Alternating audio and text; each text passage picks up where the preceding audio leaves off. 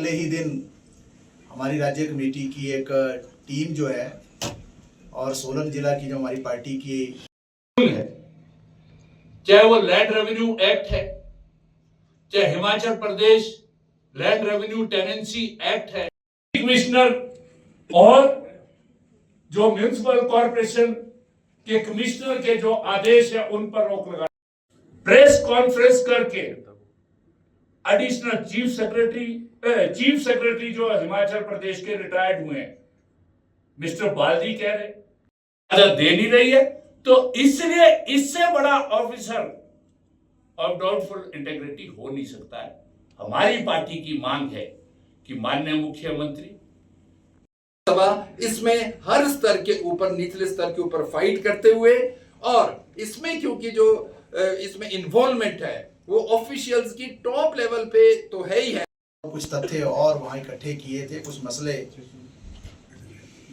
Facebook live के माध्यम से भी जनता के बीच में लाए। 72 की धारा 118 को सही रूप से पढ़ा होगा, उसमें स्पष्ट रूप से लिखा है, और deputy commissioner Solan municipal corporation के कमिश्नर को जो है संजय चौहान जी ने जो यहाँ पर बातचीत रखी, इसमें सिर्फ ये ऐड करना है कि हिमाचल प्रदेश में जो किसानी योग्य जमीन है, आप लोग जानते हैं जब से हिमाचल का निर्माण हुआ वो केवल 6 लाख हेक्टेयर जमीन थी। 1 लाख हेक्टेयर जमीन हमारी जो बड़े 2 डैम थे, भाखड़ा और पौंग, उसमें सबमर्जेंस में चली गई। तो केवल 5 लाख हेक्टेयर जमीन हिमाचल प्रदेश के 10,56,000 जो हमारी जोते हैं, किसानों की जोते हैं, उसमें ऑन एन एवरेज ये 1 एकड़ से भी कम है। जो मेजॉरिटी केसेस में लगभग 88% वो लोग हैं जो लघु और सीमांत है, जिनके पास बहुत सीमित जमीन है, कृषि योग्य है। इन सब चीजों को विजुअलाइज करते हुए हिमाचल निर्माता जो हमारे लोग रहे हैं, नेता लोग रहे हैं, 1971 में स्टेटहुड बनने के बाद जो 72 में land tenancy and land reform जो एक्ट आया था, उसकी धारा 118 के तहत बिना सरकार की परमिशन के एग्रीकल्चर लैंड को इसका लैंड यूज नहीं बदला जा सकता था और इसकी खरीद फरोख्त भी नहीं हो सकती थी। मगर इसके अंदर जो एक नेक्सस होता है, जिसको आज हम दूसरे टर्म्स में एक क्रोनी कैपिटलिज्म कहते हैं, जिसमें ये बड़े कॉरपोरेट है, ब्यूरोक्रेसी है और पॉलिटिकल जो नेता है, चाहे सेंटर में हो या स्टेट में, उनका जो नेक्सस है वो इसका उल्लंघन करते हैं और किसानों को लॉस होता है। जैसा साथी ने अभी बताया, ये जो पार्टी स्तर के ऊपर, ये ऊपरले स्तर के ऊपर सारे मुद्दे उठ रहे हैं, मगर जमीनी स्तर के ऊपर हिमाचल प्रदेश में विशेष रूप से जो हमारा सोलन जिला है, पार्ट ऑफ द शिमला जिला है, ये बहुत ही ज्यादा प्रभावित है। आज यहाँ पर चेस्टर हिल का जो ये वाला इलाका है, उसके साथ जो पंचायत थी, उसमें जो बेर गांव के लोग थे, लगभग 50 वहां से किसान सभा के सदस्य वहां का जो हमारे यूनिट के साथ डिप्टी कमिश्नर महोदय से मिले हैं अभी, और उनको अपनी समस्याएं बताई हैं। जिस समय ये बड़े बिल्डर्स काम करते हैं, वो सारा जो मक है, मलबा है, उसकी जो डंपिंग है लोगों की घासनियों में, नालों के अंदर, शामला जमीन में करते हैं, उससे जो एडजॉइनिंग एरिया है वो बहुत ज्यादा प्रभावित होते हैं, उनकी घासनियां खराब हो रही है। वहां पर जो एक लिफ्ट इरिगेशन की स्कीम थी वो इस पिछली आपदा में वो टोटल डिस्ट्रॉय हुई, लोग बहुत मुश्किल से उसको दोबारा ठीक कर पाए। सोलन की टोटल इकोनॉमी, हिमाचल का सबसे प्रमुख जिला है जहां पर वेजिटेबल प्रोडक्शन होती है, तो वहां का किसान इतना परेशान है, बोलते हैं अकेले के लिए तो हम कई बार इसमें रिप्रेजेंट कर चुके थे, वहां देवेंद्र जी है, राजेंद्र जी है, पर उसके ऊपर कोई कॉग्निजेंस सरकार की तरफ से, एडमिनिस्ट्रेशन की तरफ से नहीं लिया गया। अब वहां पर जो किसान सभा ने हस्तक्षेप किया है, उसके माध्यम से सारा किसान वहां का इकट्ठा हुआ है, महिला मंडल इकट्ठे हुई है, और आज डिप्टी कमिश्नर ने आश्वासन दिया है कि विद इन 2 डेज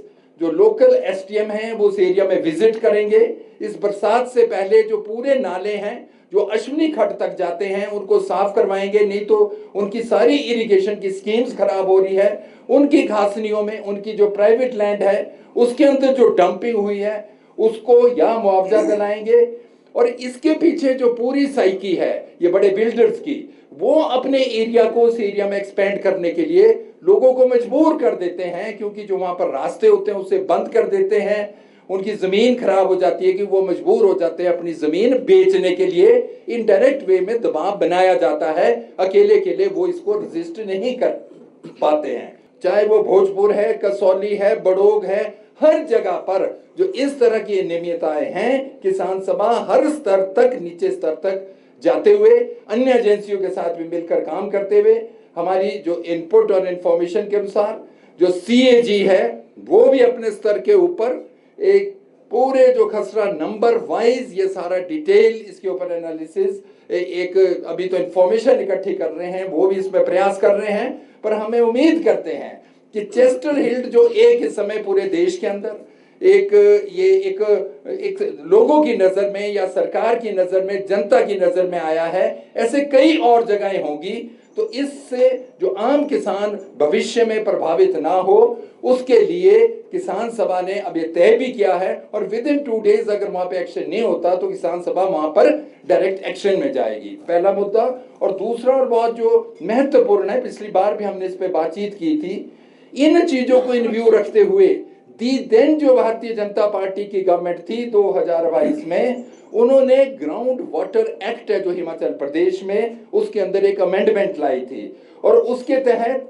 कोई भी व्यक्ति अपने जो उसकी निजी भूमि है उसके अंदर बोरवेल कर सकता है, और उसका इस्तेमाल अपनी कृषि के लिए, बोनाफाइड डोमेस्टिक यूज के लिए तो कर सकता है, मगर साथ साथ में उसमें MSMEs को भी जोड़ दिया गया था, जिनकी तो 10 करोड़ तक की भी टर्नओवर होती है। तो उसमें जितने होटल्स और कमर्शियल कॉम्प्लेक्सेस ये पूरे डेवलप हो रहे इस एरिया में, उसकी वजह से जो वहां पर स्थानीय स्तर के ऊपर पानी है वो खत्म होता जा रहा है, और आम किसान जो केवल सब्जियों के ऊपर वहां पर निर्भर है और कोई भी रोजगार नहीं है, वो इससे प्रभावित हो रहा है। तो पिछले दिनों माननीय मुख्यमंत्री को जब हमारा एजिटेशन था, हम लोगों ने उनको रेखांकित किया था, उन्होंने कहा था कि हम इस पे एक्शन लेंगे, पर अभी तक एक्शन नहीं हुआ। ये जो फिर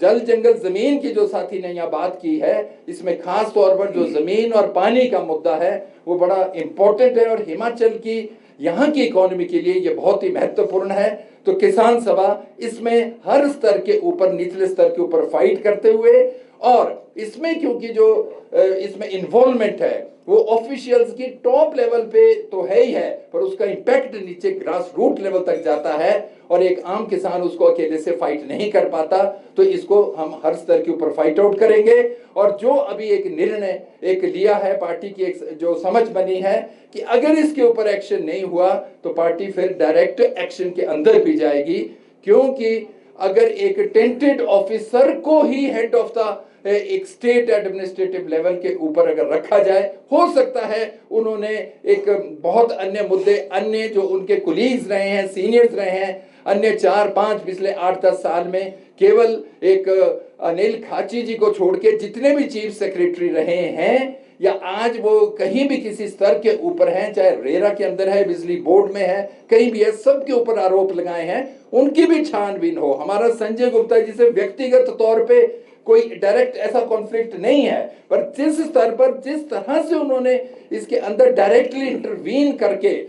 छोटे ऑफिसर्स को एक इससे रोका है काम करने से, और उनको थ्रेट किया है कि उनके अगेंस्ट डिसिप्लिनरी एक्शन लिया जाएगा, ये बहुत ही, ये कभी भी टॉलरेट नहीं किया जा सकता, और इससे जो करप्शन है वो बहुत ज्यादा बढ़ेगी। इस पे अगर हम रोक लगाना चाहते हैं तो इसको इसी बार, और हिमाचल की जनता इसके लिए, इसमें बहुत, इसमें लोगों का रिस्पॉन्स है, और हम उम्मीद करते हैं इस पे बड़ी जल्दी कोई ना कोई समाधान होगा। धन्यवाद। हाँ, अंत में जो है हमारी पार्टी की तरफ से,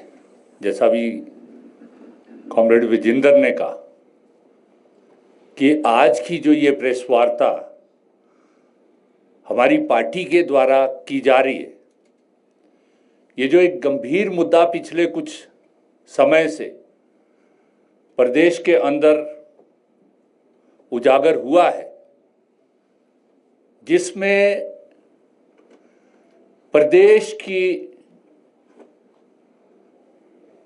जो हमारी जनता है वो शायद ही कोई ऐसा व्यक्ति होगा जो इससे आहत ना हुआ हो। हमने 30 मार्च को एक विस्तृत प्रेस वार्ता की थी जिसमें हमने कुछ तथ्य पेश किए थे कि हिमाचल प्रदेश के अंदर पिछले कुछ समय से, कुछ वर्षों से ये जो भूमाफिया, रियल एस्टेट माफिया और उच्च पदों पर जो आसीन अधिकारी हैं, उनका एक ऐसा गठजोड़ जो है काम कर रहा है जो हिमाचल प्रदेश के अंदर जो सभी, चाहे भू राजस्व कानून है चाहे दूसरे कानून है, उनकी धज्जियां उड़ाकर जो है वो इस माफिया, भूमाफिया, रियल एस्टेट माफिया की मदद कर रहा है। और उसको, उसमें जो अभी मौजूदा जो कार्यकारी मुख्य सचिव मिस्टर संजय गुप्ता हैं, उनके ऊपर हमने उस प्रेस वार्ता में सीरियस चार्जेस लगाए थे कि उन्होंने अपने पद का दुरुपयोग करते हुए तमाम जो इस प्रदेश के कानून है, चाहे वो लैंड रेवेन्यू एक्ट है, चाहे Himachal Pradesh land revenue tenancy act है, चाहे Himachal Pradesh municipal corporation act है और जो दूसरे कानून है, पूरे तरीके से जो है अपने पद का दुरुपयोग करते हुए उन्होंने जो है गैर कानूनी रूप से जो है वो आदेश पारित किए हैं। और deputy commissioner Solan, municipal corporation के कमिश्नर को जो है, जो कानूनी रूप से कार्रवाई की जा रही थी, उस पर रोक लगी है। हमने कुछ उनके ऑर्डर्स जो उन्होंने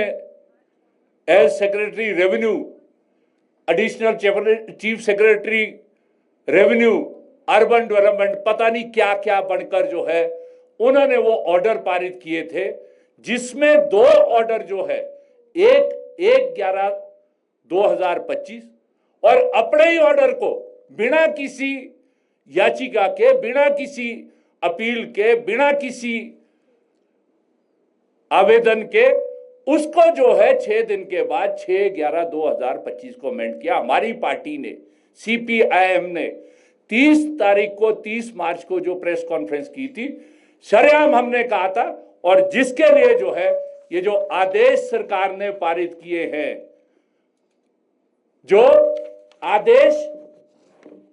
एडिशनल चीफ सेक्रेटरी रेवेन्यू ने उस प्रेस कॉन्फ्रेंस के बाद पारित किए, उसमें जो हमने प्रश्न उठाए थे, हमारी पार्टी ने प्रश्न उठाया था सीपीआईएम ने, कि ये जो 6/11/2025 का आदेश डिप्टी कमिश्नर और जो म्युनिसिपल कॉरपोरेशन के कमिश्नर के जो आदेश है उन पर रोक लगाने का ये गैर कानूनी है, उसको जो है विड्रॉ किया है। इसलिए आज हम इस प्रेस वार्ता के माध्यम से, हमने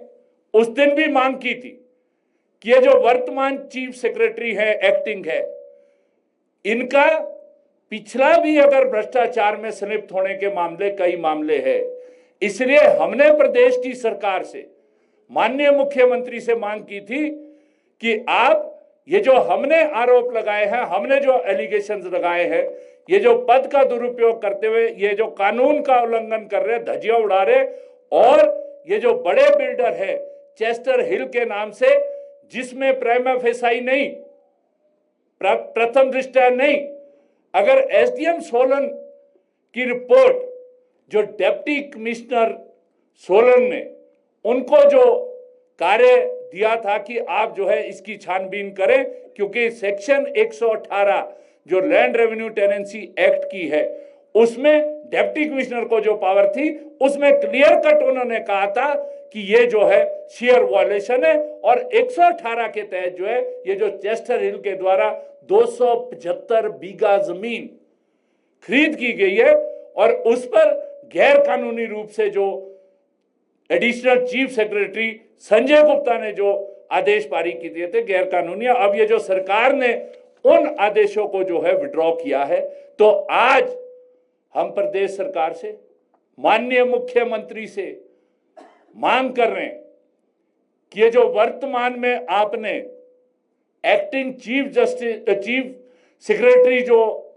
मिस्टर संजय गुप्ता, जो ऑफिसर ऑफ डाउटफुल इंटेग्रिटी है, ये मैं नहीं कह रहा हूं, ये विधानसभा के अंदर विधायक कह रहे। ये जो प्रेस कॉन्फ्रेंस करके एडिशनल चीफ सेक्रेटरी जो हिमाचल प्रदेश के रिटायर्ड हुए हैं मिस्टर बाल्दी कह रहे,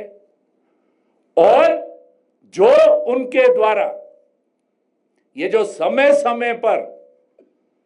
नगर निगम आयुक्त, म्युनिसिपल कॉरपोरेशन कमिश्नर और डिप्टी कमिश्नर को उनके कार्य से रोकने का कार्य किया गया है विभिन्न मसलों के अंदर, उसमें ये 6/2/2026 को माननीय उच्च न्यायालय ने भी जो एक आदेश नगर निगम आयुक्त सोलन ने पारित किया था, जिस रूप से उन्होंने 1/11 और 6/11/2025 को चेस्टर हिल में जो है गैर कानूनी रूप से पद का दुरुपयोग करते हुए जो है वो कमिश्नर म्युनिसिपल कॉरपोरेशन सोलन के आदेश पर रोक लगाई थी। उसी तरीके से ये जो दूसरा मामला है सोलन का, जिसमें स्पष्ट रूप से म्युनिसिपल कॉरपोरेशन एक्ट 1994 की धज्जियां उड़ाई गई और कॉरपोरेशन की जमीन पर जो है वो एनक्रोचमेंट की गई थी। जो बेदखली का ऑर्डर और जो रोक का order municipal corporation commissioner Solan ने किया था, उस पर भी उसी तरह से कार्रवाई करते हुए जो है 24 फरवरी 2026 को जो है वो उन्होंने किया था। उस पर अभी 6 अप्रैल को जो है माननीय उच्च न्यायालय ने रोक लगा दी। सरकार के पास कोई जवाब नहीं रह जाता। मुझे बड़े खेद के साथ कहना पड़ रहा है, विधानसभा के अंदर एक्टिंग चीफ जस्टिस के ऊपर, सदन के अंदर जो लोकतंत्र के जो सबसे पवित्र चुना हुआ जो संस्था है विधानसभा के अंदर एलिगेशन लगे, किस हद तक लगे कि खंबे लगाने के लिए जो है पैसे खाता है ये संजय गुप्ता। ये मैं नहीं कह रहा हूं, ये प्रोसीडिंग है, आप सबने देखा। आप तो विधानसभा वो एलिगेशन लगे। चेस्टर हिल का जो है विधायक ने जो है वो वहां पर मुद्दा उठाया, बाहर हमारी पार्टी ने सबूतों के साथ कहा, फिर भी मुख्यमंत्री कह रहे कि अफसरों की लड़ाई है। Communist party of India Marxist ये अफसर नहीं है। जो वहां पर एमएलए, चुने हुए एमएलए जो विधानसभा के अंदर मौजूदा सत्र में एलिगेशन कर, वो अफसर नहीं। तो ये जो बहुत ही हल्का बयान इतने गंभीर मसले पर जो है माननीय मुख्यमंत्री ने दिया है, और इसमें पूरी सरकार, एक भी मंत्री जो है, इस जो व्यापक भ्रष्टाचार का मुद्दा है, एक भी मंत्री जो है इसमें सामने नहीं आया, तो स्वाभाविक रूप से हमारी पार्टी सीपीआईएम जो सरकार का भ्रष्टाचार से निपटने का जो कार्य है, और जो बार बार मुख्यमंत्री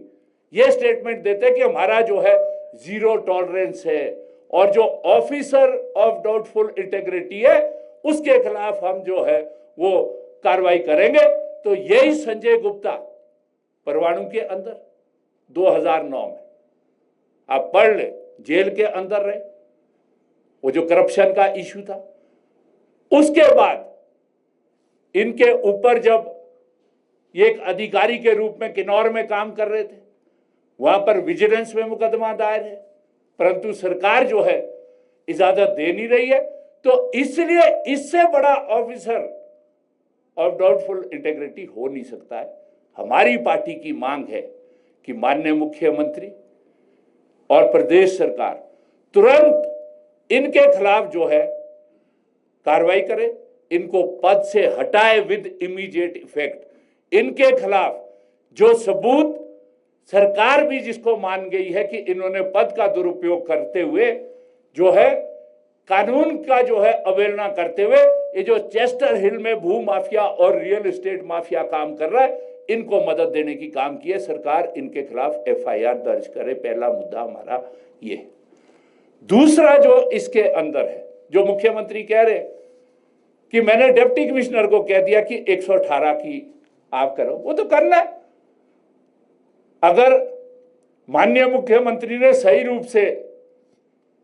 जो land revenue and tenancy act 1972 की धारा 118 को सही रूप से पढ़ा होगा, उसमें स्पष्ट रूप से लिखा है कि अगर कोई भी वायलेशन किसी भी रेवेन्यू ऑफिसर की नजर में आ जाती है, किसी भी भू राजस्व अधिकारी के नजर में आ जाती है, पटवारी से लेकर चीफ सेक्रेटरी तक जिसके पास रेवेन्यू की पावर है, कोई कोर्ट उसको रेगुलराइज नहीं कर सकता। तो ये तो इतनी detailed report, deputy commissioner Solan को जो है कंप्लेंट आई, लोगों ने कंप्लेंट की, शिकायत दी, डिप्टी कमिश्नर सोलन ने इंटरेस्ट की, जो एसडीएम सोलन है उनको कि आप इंक्वायरी करो, डिटेल्ड इंक्वायरी है, आप सबने देखा है कितने पेज है ये इंक्वायरी के अंदर, एक एक चीज है। और उसमें जो ऑर्डर 6/11 को पारित किया गया, उसमें पैरा 27 और पैरा 31 जो इसके अंदर है, उसमें स्पष्ट रूप से उनके हस्तक्षेप का जो वो रोल है वो स्पष्ट रूप से आता था। ऐसे अधिकारी को कहीं भी जो है वो रहने का अधिकार रहता नहीं, और वो धमका रहे हैं अपने ऑर्डर्स में कि अगर अब इस कार्रवाई को बंद नहीं करेंगी कमिश्नर म्युनिसिपल कॉर्पोरेशन, तो उनके खिलाफ सीसीएस रूल्स के तहत जो है वो कार्रवाई, सीसीएस रूल तो आपके खिलाफ, तो इमीडिएटली जो है सरकार रिमूव करे, एफआईआर दर्ज करे। और तीसरा जो इसके अंदर मुद्दा है जो डिस्प्रोपोर्शनेट असेट का है, उन्होंने जो अभी दिया है, मैं बाकी नहीं देना चाहता, इसमें जो अपना उन्होंने डिटेल दी है उसके अंदर, और जो माननीय विधायक ने भी ये मुद्दा जो है वहां पर उठाया था कि इसमें जो है पूरी सरासर जो है वो गड़बड़ी है जो इन्होंने लैंड खरीद की है। इसमें जो आप 6ठा नंबर पंजाब का जो खरड़ जिला का बहालपुर विलेज में 3.6 एकड़ जमीन जो है वो खरीदी 2023 में 47 लाख की। 3.6 एकड़ जमीन 15.5, 16, 17 बीघे के करीब 2023 में। दूसरा, ये जो 7वें नंबर पे उन्होंने एफिडेविट दिया है, ये हम नहीं कह रहे, ये तो कागज कह रहे, जो सरकार के कागज है, उसमें उसी खरड़ ये जो एसएस नगर है उसमें श्यामीपुर गांव के अंदर 3.15 एकड़ जमीन 1,38 लाख। और कौन है कौन कौन है इसमें शेयर होल्डर? खुद और इनकी धर्मपत्नी। और कौन सी जगह है ये जहां पर ये जो पंजाब की सरकार है आने वाले समय में नए चंडीगढ़ का निर्माण करने जा रही है। और मैंने पढ़ी है वो प्रोसीडिंग विधानसभा की, जो माननीय विधायक ने प्रश्न उठाया था कि आप डबल कीमत देकर सरकार संजय गुप्ता की जो ये जमीन है, ये विधानसभा के रिकॉर्ड के अंदर है, इसको सरकार एक्वायर कर ले।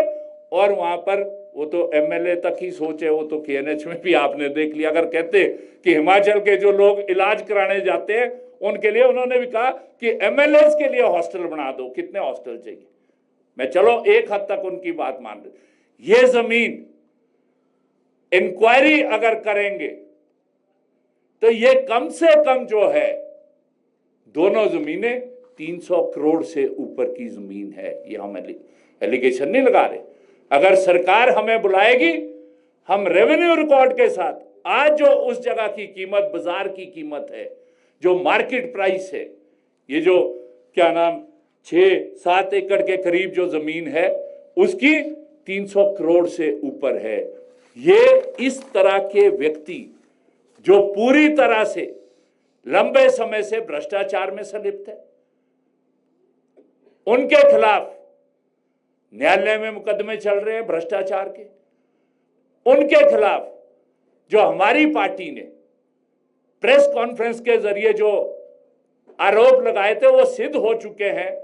जो सरकार ने उनका जो 6/11 का जो गैर कानूनी ऑर्डर था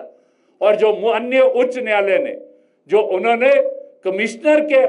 ऑर्डर पर जो रोक लगाई थी सोलन के मामले में, उस पर रोक देकर, तो इसलिए सरकार को जो है सीरियसली आपको जो है अगर भ्रष्टाचार मुक्त आप करना चाहते, क्योंकि हिमाचल प्रदेश का जब निर्माण हुआ है बहुत सोच समझ और सूझबूझ के साथ उन्होंने किस तरह से जो हिमाचल प्रदेश की भोली भाड़ी जनता है, हिमाचल के प्रदेश के जो सीधे साधे लोग हैं, किस तरह से उनके जो संसाधन है, जल जंगल जमीन, उसका जो है संरक्षण होगा, ताकि ये जो पैसे वाले लोग हैं, ये जो बड़े बड़े कॉरपोरेट्स आज आगे हैं, ये जो गैर कानूनी पैसा लगाकर जो है हिमाचल प्रदेश की संपत्ति को जो है लूटने का काम कर रहे, तो हम उसी जो परंपरा उन्होंने की है, हमारी पार्टी भारत की कम्युनिस्ट पार्टी मार्क्सवादी, उस परंपरा को कायम करते हुए, उन कानूनों और हितों की रक्षा को करते हुए हम मांग कर रहे हैं कि इस भ्रष्ट अधिकारी को निकालो और सरकार, मुख्यमंत्री और जो मंत्री हैं वो इस पर अपना रुख जो है स्पष्ट करे कि वो भ्रष्टाचार के खिलाफ सही में लड़ाई लड़ना चाहते हैं या केवल जो है जीरो टॉलरेंस अगेंस्ट करप्शन, ये जो ऑफिसर्स ऑफ डाउटफुल इंटेग्रिटी, इनके खिलाफ जो है केवल मात्र ये इस पे कर रही है। यदि सरकार अब भी ये कार्रवाई नहीं करेगी, हम मांग कर रहे हैं, हमने उस दिन भी मांग की थी कि इसकी निष्पक्ष जांच होनी चाहिए, क्योंकि इसमें उच्चतम अधिकारी जो है प्रदेश सरकार के, चीफ सेक्रेटरी जो है वो सम्मिलित है, कोई अधिकारी इनके खिलाफ वो कर नहीं सकता, क्योंकि ये सीनियर मोस्ट आईएएस ऑफिसर है। इसलिए न्यायिक जांच किसी न्याय अधिकारी से कमेटी ऑफ एक्सपर्ट्स के तहत वो कराई जाए, ताकि ना केवल चेस्टर हिल का मामला तो स्पष्ट है, वो ज्यादा दिन तक रोक टोक नहीं कर सकते। अगर डीसी सोलन भी अभी इसमें डीली डुली करेंगे तो उनका भी रोल जो है इसमें स्पष्ट होगा। तो न्यायिक जांच किसी एक्सपीरियंस्ड जुडिशियल ऑफिसर से, कमेटी से, ना केवल चेस्टर हिल, ये जो पूरे प्रदेश के अंदर आपने पिछले दिनों शिमला के अंदर भी देखा, एक मामला आया, सत्ताधारी पक्ष के जो एक नेता है, युवा नेता है, जो पुलिस की रिपोर्ट दर्ज हुई है, उनके ऊपर जो हमला हुआ है वो भी इसी लैंड डील को लेकर जो हुआ है। तो इसलिए ये हिमाचल प्रदेश के अंदर कानून और व्यवस्था बनी रहे, हिमाचल प्रदेश के अंदर जो हिमाचल प्रदेश की जनता के हक हकूक है, जो जल जंगल जमीन है, जिस पर आज सिस्टमेटिक रूप से ये जो एक बड़ा नेक्सस जो काम कर रहा है, पॉलिटिकल जो पैट्रनेज है, ये जो लैंड माफिया, ये जो भू माफिया, ये जो रियल एस्टेट माफिया और जो ये हाईएस्ट लेवल पे जो अधिकारी है, इनका गठजोड़ काम कर रहा है। तो इसको एक्सपोज करने के लिए हमने कहा था कि हम पूरे प्रदेश के अंदर हमारी पार्टी जो है वो आंदोलन करेगी, और अभी भी आज इसी आंदोलन को आगे बढ़ाते हुए हमारी जो किसान सभा है, साथी तनवर जो किसान सभा के राज्य अध्यक्ष है, एक टीम जो है वो इनके जो है वो जारी है लोकल लोगों के साथ, जो वहां पर मुद्दे हैं इसको लेकर जो है मैं अपनी बात को खत्म करता हूं। और साथी कुलदीप सिंह तनवर जो है ये करेंगे। जितने भी हमने अभी आपके सामने आरोप या तथ्य रखे हैं, ये सारे सरकारी डॉक्यूमेंट के आधार पर है। और जो हमारी एक कमेटी की विजिट हुई थी, जो साथी विजेंद्र ने कहा, और हमने उसको लाइव भी किया था, सरेआम जो है वहां पर धज्जियां उड़ाई गई है। हम तथ्य देने को तैयार हैं, और मैं तो माननीय उच्च न्यायालय से भी उम्मीद रखता हूं, क्योंकि इससे बड़ा जनहित का मुद्दा कोई हो नहीं सकता है। इससे बड़ा जो कानून की अवहेलना और जो कानून के रक्षक है वही भक्षक बनकर जो है वो कर रहे, तो स्वयं संज्ञान लेते हुए माननीय उच्च न्यायालय भी हम आशा करते हैं कि वो जो है इस पर कार्रवाई करेंगे, जिस तरह से और भी जनहित के मुद्दों पर करते हैं। तो ये हमारी उम्मीद है, ये आंदोलन रुकेगा नहीं, सरकार को अपना दायित्व करना पड़ेगा। हमारी पार्टी ये जमीनी स्तर से उठकर ऊपर तक सचिवालय तक घेराव करने से पीछे नहीं हटेगी। साथी कुलदीप सिंह तनवर। 30 मार्च को जब हमारी पार्टी ने प्रेस कॉन्फ्रेंस किया, उसके बाद जो एक्टिंग चीफ सेक्रेटरी है उन्होंने भी प्रेस कॉन्फ्रेंस किया। मुझे बड़े खेद के साथ कहना पड़ रहा है कि हिमाचल जैसा शांत, सभ्य और शिक्षित राज्य, जो देश के अंदर सारे जो इंडिसेस है, जितने भी सूचकांक है उसमें उच्च श्रेणी पे माना जाता है, उसके एक्टिंग चीफ सेक्रेटरी और 3 जो पूर्व चीफ सेक्रेटरी जिनके ऊपर एलिगेशन जो है एक्टिंग चीफ सेक्रेटरी ने लगाए, और एक एडिशनल चीफ सेक्रेटरी लेवल के ऑफिसर भ्रष्टाचार में संलिप्तता को लेकर जो है वो प्रश्न उठे हैं। हमारी पार्टी किसी के उसमें नहीं आई है। हम ये कह रहे हैं, जैसा मुद्दा ये उठाए, उन्होंने भी कहा है कि 2017 से लेकर ये चेस्टर हिल में जो है बेईमानी हो रही है। जो चीफ सेक्रेटरी हमारे एक्टिंग है संजय गुप्ता ने अपनी प्रेस को हमें कह रहा है, चाहे पिछली सरकार जो भाजपा की सरकार थी या जो पिछले जो चीफ सेक्रेटरी थे या रेरा के अंदर जो भी घोटाला हुआ है, जो भी गैर कानूनी रूप हुआ है, तभी हमने कहा कि जुडिशियल इंक्वायरी। तो इसलिए जिन अधिकारियों के नाम इसके अंदर आए हैं, चाहे वो रिटायर हो गए, चाहे वो अभी एक्टिंग है, तभी जाकर जो है ये सच्चाई सामने आ सकती है जब इस मुख्य सचिव को जो है अपने पद से हटाया जाएगा, तब होगा ना। अदरवाइज कौन इसमें मदद करेगा? और पूरा एक जुडिशियल इंक्वायरी जो है जिनके और नाम आए हैं उनका होगा। हमारा एजिटेशन रुकना नहीं है। ये शायद मुख्यमंत्री भी जो है ये समझ रहे कि अधिकारियों की लड़ाई है, या कुछ लोग जो विधानसभा में बोलकर हम CPIM है, हम जनता के ताकत के आधार पर इस मुद्दे को जो है लॉजिकल एंड तक ले जाएंगे। ये हम आपके माध्यम से जो है प्रदेश की जनता से भी अपील करते हैं। ये जो सरकार के अंदर बैठे उच्च अधिकारी हैं, भ्रष्टाचार में संलिप्त है, ये जो रियल एस्टेट लैंड माफिया है, यहाँ पर हवाला का पैसा लग रहा है, जो भी संरक्षण देगा इसको हम जो है ये प्रदेश के जल, जंगल और जमीन को बचाने के लिए इस आंदोलन को और तेज आने वाले समय में हम करेंगे। बेसिकली जो है न्यायालयों का काम, जो संसद विधानसभा द्वारा बनाए गए कानून है उनकी व्याख्या करने का है। परंतु जो व्यवस्थाएं हैं कि न्यायालय कई बारी जब लोकतंत्र में चुनी हुई सरकार या विधायिका इस तरह के मुद्दों पर जो है कार्य नहीं करती है, अपने दायित्व का निर्वहन नहीं करती है, तो वो न्यायालयों के अंदर उन मामलों को जाकर उस पर जो है न्यायालय हस्तक्षेप करता है। हमने आशा की है आज प्रेस कॉन्फ्रेंस, क्योंकि उच्च न्यायालय कई बार इस तरह के जो जनता से जुड़े हुए मुद्दे हैं, जो इस तरह के मुद्दे हैं जिस पे हस्तक्षेप सरकार नहीं करती है, तो वो स्वायत्त संज्ञान भी लेती है। हमें आशा है कि उच्च न्यायालय स्वायत्त संज्ञान लेकर इसकी न्यायिक जांच के लिए जो है कोई कार्रवाई करेगा। अगर नहीं इस तरह का होगा, हमारी ऑप्शंस ओपन है। पर जिस तरीके से हमने कहा है कि हम ये जनता के संसाधनों की लूट, ये जो उच्च अधिकारियों के गठजोड़ के माध्यम से हो रहा है, हम इसको छोड़ेंगे नहीं। हमारी पार्टी, आपको मालूम है, जनता की ताकत के आधार पर संघर्ष करने वाली पार्टी हम और पार्टियों की तरह नहीं है कि हम मुद्दा उठाएंगे और छोड़ देंगे। हम इस मुद्दे को लॉजिकल एंड तक ले जाएंगे। और आपको मालूम होगा, आप तो सभी शिमला में, यहाँ पर जो तृणमूल कांग्रेस के जो MP थे KD सिंह, उन्होंने मशोबरा के अंदर खरीद की थी जिसमें एक स्कूल था और करीब 600 बीघा के करीब तारा देवी के पास लैंड थी। हमारी पार्टी CPIM थी जिसने इस मुद्दे को उठाया और तत्कालीन सरकार को मजबूर किया वो सारी जमीन जो है 118 की वॉल्यूशन के तहत खरीद की थी, उसको वेस्ट सरकार में कराया। अभी मुद्दा सिर्फ उसको नहीं, वो तो होगा, नहीं कोई करेगी तो हम सड़क पे उतर कर सरकार को भी उसको बता दें। और अगर अभी तो ये है कि जो एक सुनियोजित लूट उच्च अधिकारी लैंड माफिया, भू माफिया और ये जो हवाला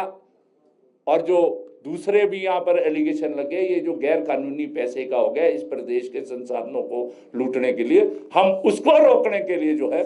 जनता की मदद, आपकी मदद जो है वो चाहते हैं, ताकि इस प्रदेश के एक एक व्यक्ति के जो अधिकार है, जो एक एक व्यक्ति का जो जल, जंगल और जमीन, हमारे संसाधनों पर जो हक है, उसको जो है बरकरार रखा जा सके।